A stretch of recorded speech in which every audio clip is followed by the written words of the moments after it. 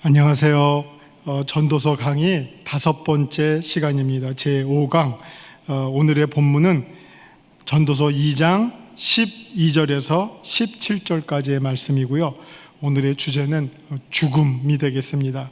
전도서에서 아주 중요하고 또 모든 내용의 전제가 되고 있는 죽음 앞에서 우리 인간이 어떻게 생각하고 또 살아가고 있는지 그 내용을 다루고 있습니다. 자, 오늘 본문 먼저 읽고 시작하겠습니다. 12절에서 17절까지의 말씀입니다. 12절, 내가 돌이켜 지혜와 망령됨과 어리석음을 보았나니 왕 뒤에 오는 자는 무슨 일을 행할까 이미 행한 지 오래전의 일일 뿐이리라. 내가 보니 지혜가 우매보다 뛰어남이 빛이 어둠보다 뛰어남 같도다. 지혜자는 그의 눈이 그의 머릿속에 있고 우매자는 어둠 속에 다니지만 그들 모두가 당하는 일이 모두 같으리라는 것을 나도 깨달아 알았도다. 내가 마음속으로 이르기를 우매자가 당한 것을 나도 당하리니 내게 지혜가 있었다 한들 내게 무슨 유익이 있으리요 하였도다. 이에 내가 내 마음속으로 이르기를 이것도 헛되도다 하였도다. 지혜자도 우매자와 함께 영원하도록 기억함을 얻지 못하나니 후일에는 모두 다 잊어버린 지 오래일 것임이라. 오호라, 지혜자의 죽음이 우매자의 죽음과 일반이로다. 이러므로 내가 사는 것을 미워하였으니 이는 해 아래에서 하는 일이 내게 괴로움이요 모두 다 헛되어 바람을 잡으러는 것이기 때문이로다. 아멘. 네, 지혜와 우매함 이런 내용들이 계속 등장하고 있지만 또 그것을 움직이고 있는 것은 죽음이라고 하는 주제가 오늘 본문 가운데 자리 잡고 있습니다. 자, 한번 12절부터 내용을 한번 보죠. 근데 12절이 조금 해석하기가 쉬운 본문이 아니에요. 말이 조금 어렵습니다. 한번 보시죠. 내가 돌이켜 지혜와 망령됨과 어리석음을 보았다. 여기는 그렇죠. 한번 이제부터 내가 생각하고자 하는 것이, 성찰해보고자 하는 것이 지혜, 그 다음에 망령됨, 어리석음. 이거는 아마 우리 인간이 생각할 수 있는 이 머리의 인지적 활동에서 얻을 수 있는 제일 좋은 게 지혜, 그 다음에 좀 잘못 나가는 게 망령됨, 그 다음에 모자란 게 어리석음. 그죠? 이게 세 가지를 다 말하고 있어요. 내가 갖고 있는 이 인지적 사고가 제일 잘 되면 지혜예요. 그 다음에 어긋났어요. 삐딱하게 갔어요. 그럼 망령된 거, 헛된 걸로 나가요. 어리석으면 모자른 거예요. 지혜가 모자르면 어리석음. 그런 경우들을 다 보았는데 그 다음 말이 좀 어려워요. 왕 뒤에 오는 자는 무슨 일을 행할까? 이미 행한 지 오래전의 일일 뿐이리라. 이거는 그냥 제가 볼 때는 그냥 쉽게 생각하면 이런 거예요. 내 다음에 왕 뒤에 오는 자가 무슨 일을 행할까 막 우리가 고민해요. 지혜를 행할지, 망령된 일을 할지, 아니면 어리석은 일을 할지 막 고민해요. 무슨 일을 행할까? 그런데 그가 어떤 일을 행하더라도 그것은 이미 오래전서부터 그 길을 걸어왔던 대로 벗어나지 못할 것이다. 이 내 뒤에 오는 자, 아마 저는 이게 한 사람만을 말하는 것이 아니라 어떻게 보면 인간들의 삶을 말하겠죠. 이게 비단 솔로몬 후에 왕을 말하는 게 아니라 자기 이후에, 이게 지금 젊은이들에게 주는 글이잖아요. 그러니까 자기 이후에 오는 누가 되든지 그 세대를 따라서 오는 수많은 다음 세대의 사람들도 결국은 어떻게 행할지, 그거는 이미 지금까지 인간이 살아오면서 해왔던 것들을 그대로 그 전철을 밟아나갈 것이다. 지혜가 됐든지 망령함이 됐든지 망령됨이 됐든지 어리석음이 됐든지 결국은 그 모습 그대로, 그런 형식대로 굴러가게 될 것이다. 그런 어떤 일반적인 예언의 말이다. 이렇게 생각이 됩니다. 자, 13절. 내가 보니, 그러면서 이제 하나를, 그 중에서 이제 지혜를 말합니다. 하나하나를 말합니다. 내가 보니, 자, 지혜는 어떠한고? 지혜가 우매함보다 뛰어난 것은 분명해요. 지혜를 무시하지는 않죠.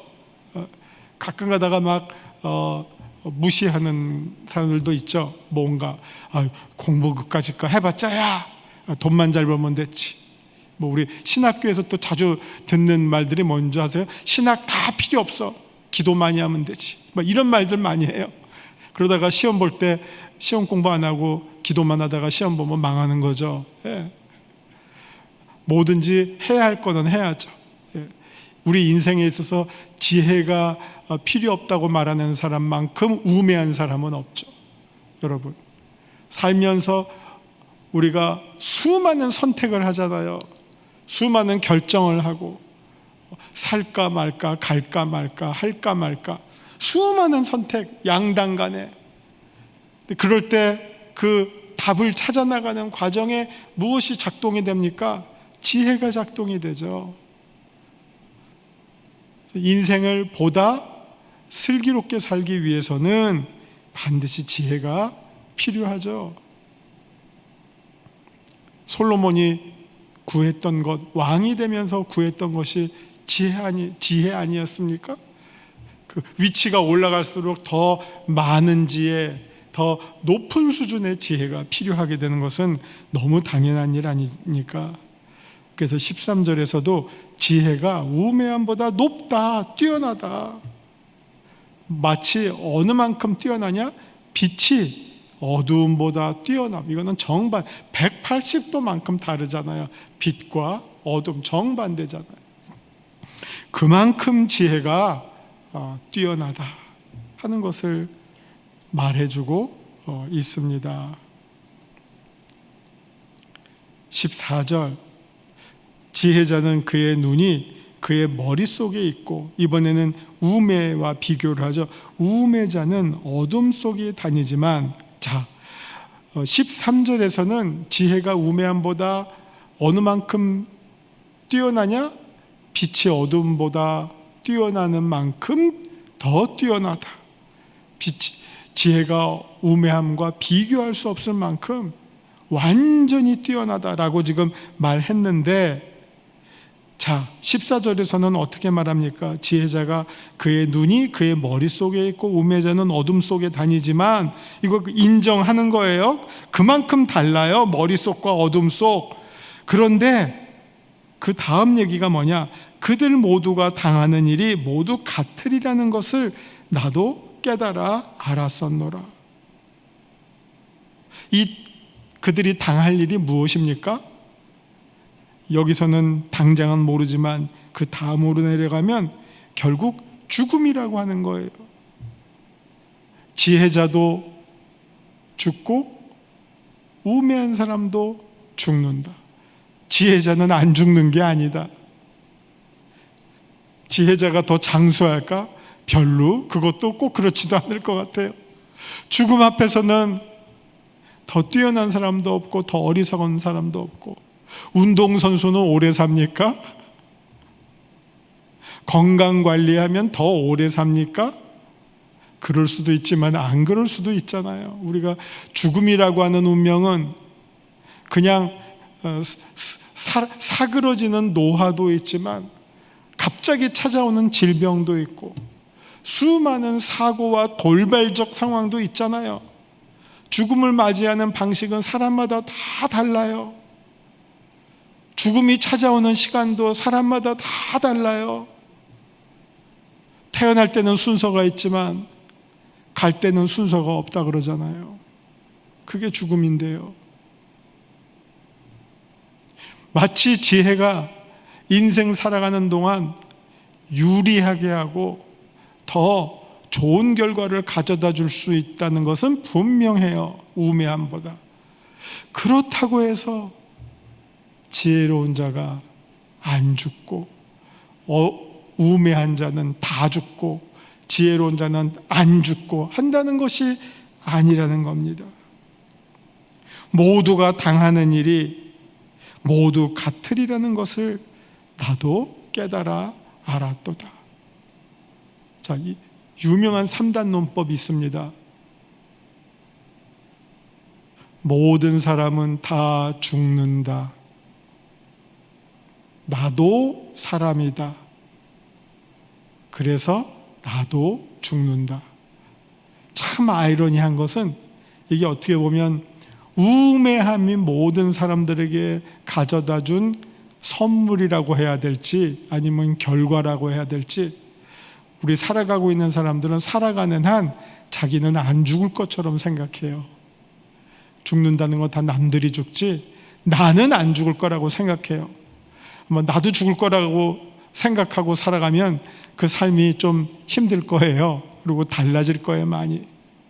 사실은 우리는 살아가는 동안 죽는 줄 알지만 죽음을 의식하지 않고 살아가요. 그러다가 어느 순간 죽음이 찾아오죠.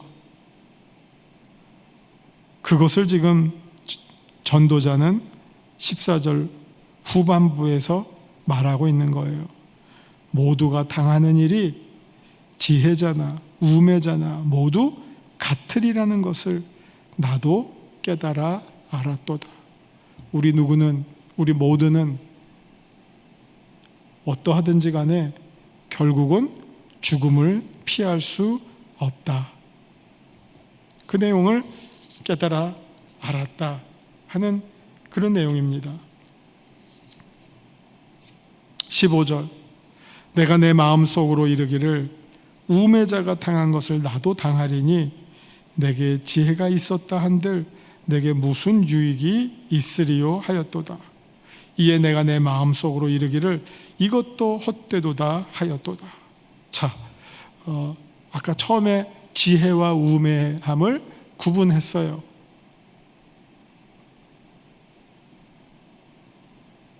지혜가 우매함보다 뛰어난 것이 분명하다 하면서 구분했어요. 그런데 지금 15절에서는 우리가 나누는 그런 구분들이 어떻게 보면 도토리 키재기가 아니겠느냐. 우매한 자가 살면서 뭐 이런저런 어려움 당하고 자살골도 넣고 해서는 안 될 일 하니까 우매함이겠죠. 그렇게 해서 자기 인생을 참 슬기롭게 끌고 가지 못하고 막 혼돈스럽게 하고 뒤죽박죽 만들고 마지막에는 결국 죽음을 맞이하는데, 그거를 보는 지혜자가 그의 지혜로 그런 것들을 조금 더 연장하고 해결하고 정리하고, 그래서 그 인생이 좀 더 나은 것 같았어요. 그런데 그렇다 한들 15절, 얼마나 큰 유익이 있겠냐. 인생이란 게 다 거기서 거긴데, 우리 그런 얘기 하잖아요. 인생 오래 살다 보면 이거 참 무슨 코미디 프로는 아닌데 방송하다가 어떤 할머니가 한 유명한 명답이에요. 한 80은 되신 할머니 부부예요. 그 할머니한테 물어봤어요. 그 사회자가 방송하면서, 할머니 나중에 다시 태어나도 이분이랑 결혼하겠어요? 하니까 어떤 할머니들은 안 해요. 우리 서방 술만 먹고 가정도 돌보지 않았어요. 어떻게 해서 다 불만하면서 자기는 안 하겠다고 큰 소리 뻥뻥 치는 할머니들이 있었는데, 어떤 할머니가 대답하기를 자기는 지금의 그 남편과 다시 결혼할 거다. 그래서 왜요? 했더니, 이게 참 말이 좀 그런데 그 할머니 대답이 그놈이 그놈이지라고 했다는 거예요. 이 말은 어떻게 보면 도통한 할머니의 말이에요. 사실 인간이 인생이라는 게 다 거기서 거기지 얼마나 다르겠느냐, 그러고 사는 거지, 이 도통한 할머니의 답변이어서 시청자들이 엄청나게 그냥 반응하고 막 웃고 통쾌하다 그러고 참 재미있어 했거든요.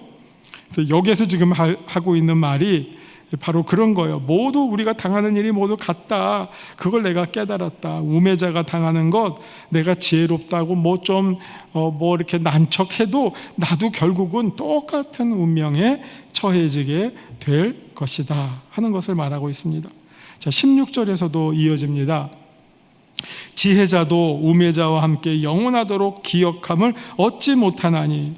자, 지혜자가 더 나은 줄 알았지만 지혜자도 나중에 별반 차이가 없다는, 우매자나 마찬가지라는 거예요. 결국 영원하도록 기억함을 얻지 못한다. 후일에는 모두 다 잊어버린 지 오래일 것이라. 오호라, 지혜자의 죽음이 우매자의 죽음과 일반이로다. 여기서 구약 성경의 그 문법, 어법 가운데 하나가 영원토록 기억된다 하는 것이, 이게 영생이에요. 영생. 그러니까 영원히 산다는 것을 말해요. 우리가 지혜자나 우매자나 결국은 영원히 사는 것이 아니라 다 결국 죽고 말 것이다. 그리고 다 죽는다는 게, 이거를 생각으로 표현하면 죽는 거는 기억되지 못한다. 영원히 사는 것은 영원히 기억된다. 이 생명과 기억을 그냥 이퀄 시키시면 똑같이 생각하실 수가 있어요. 영생하려면 우리가 어떻게 해야 되는지 아세요? 우리가 영생하려면 구약의 어법에서는 어떤 표현이 와야 되는지 아세요? 우리가 영생하기 위해서 하나님이 우리를 기억하시면 돼요. 하나님이 우리를 기억하시면 그 기억하는 대상은 영생해요. 근데 하나님이 기억하시지 않아, 하나님이 내 이름을 잊어버렸어, 그러면 나는 영생하지 못하고 죽고 말 존재가 돼요. 이 하나님의 영원한 기억을 나중에 신약에 와서는 무엇으로 표현하는 줄 아세요? 그게 바로 생명책이에요. 요한계시록에 나오는 하나님의 손에 든 생명책에 이름이 쓰여 있는 사람, 그 사람이 하나님이 영원히 기억한 사람들. 생명책에 이름이 없는 사람들, 하나님이 기억하시지 아니하는 사람들. 그래서 여기서 영원한 기억, 잊혀짐, 이게 잊혀짐, 죽음, 영원한 기억, 영생, 그걸 말하고 있는 겁니다. 지혜자도 우매자와 함께 영원하도록 기억함을 얻지 못하니, 다 죽고 만다는 거예요. 후일에는 모두 다 잊어버린다. 오호라, 지혜자의 죽음이 우매자의 죽음과 마찬가지로 일반이다. 마찬가지다. 지혜자도 죽고 우매한 자도 죽고, 지혜자도 잊혀지고 우매한 자도 잊혀질 뿐이다. 죽음이라고 하는 운명을 이렇게 설명하고 있습니다. 자, 17절. 이러므로 내가 사는 것을 미워하였노니 이는 해 아래에서 하는 일이 내게 괴로움이요 모두 다 헛되어 바람을 잡으려는 것이기 때문이로다. 우리 꼭 지금 전도서 2장에서 헛되다는 것을 말할 때 바람을 잡는 것, 헤벨이라는 말이 헛됨, 그 다음에 짧음, 그리고 바람, 이런 뜻이라고 했잖아요. 그래서 바람을 잡는 것과 같이 헛된 일이다 라고 말하고 있습니다. 자, 그래서 사는 것을 미워한다. 이러면 우리가 이렇게 살아도 죽고 저렇게 살아도 죽는데 나에게 삶이 무슨 의미가 있느냐? 이제 또 허무주의와 염세주의죠. 이 전도서를 읽을 때 글자만 보면 언제나 그래요. 그 글자만 보면 그 뒤에 마치 반어법처럼 그 다음을 설명하고 있는, 그 다음을 암시하고 있는 내용을 우리가 깨닫지 못하면 전도서야말로 허무주의의 책이죠. 염세주의의 책이고, 인생 살아서 뭐해? 다 같이 죽자. 이거밖에, 인생은 다 무가치하고 허무한 건데 뭐하러 살아? 이 메시지밖에 못 얻어요. 절대로 그게 아니라니까요. 자, 내가 사는 것을 미워했다. 이는 해 아래에서, 해 아래는 이 세상, 이 시간들, 여기서 하는 일이 다 일절고다. 이거 완전 불교의 메시지잖아요. 인생 고락, 다 괴로움이다, 헛되다. 이거 무슨 불교 경전 읽는 것 같잖아요. 이게 글자 그대로면 불교 경전과 다를 바가 없죠. 그런데 즉 해 아래에서 하는 모든 일이 다 이렇다. 그런데 말 안 하고 암시하고 있는 것이 있죠. 그게 뭡니까? 해 너머에서 하는 일들을 찾는다면 그것은 헛된 것이 아니라 영원한 것이고 가치 있는 것이고 소중한 것이고 아름다운 것이고 나를 사로잡는 것, 바람을 잡는 것처럼 헛된 것이 아니라 나의 전 존재를 사로잡는 것이다. 그걸 말씀하고 있다는 겁니다. 여기서 유대교의 중요한 격언을 하나 소개해 드릴게요. 인간은 죽기 위해서 산다. 지금 요 15절, 17절의 내용이에요. 인간은 죽기 위해서 산다. 말이 이상하죠. 근데 이게 1절이고요. 2절이 있어요. 그러니까 1절은 모든 인간은 다 죽는다 하는 것을 좀 세게 표현한 거죠. 죽기 위해서 산다. 아무리 살려고 발버둥 쳐도 그 끝은 죽음이다. 그걸 말하고 있는 거예요. 죽기 위해서 산다. 2절. 그런데 인간은 영원히 살기 위해서 죽는다. 이게 2절이에요. 지금 1절만 여기서 얘기하고 있죠. 근데 2절을 암시하고 있는 거예요. 영원히 살기 위해서 어떻게 해야 된다고요? 죽어야 된다는 거죠. 1절만 살면 우리는 허무해요. 그러나 2절이 있기 때문에 꽉 차요.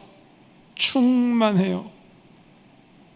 영원히 살기 위해서 죽는다. 우리가 죽여야 할 것 많이 있죠. 나를 위해서, 나를 죽여야지 내가 살아요.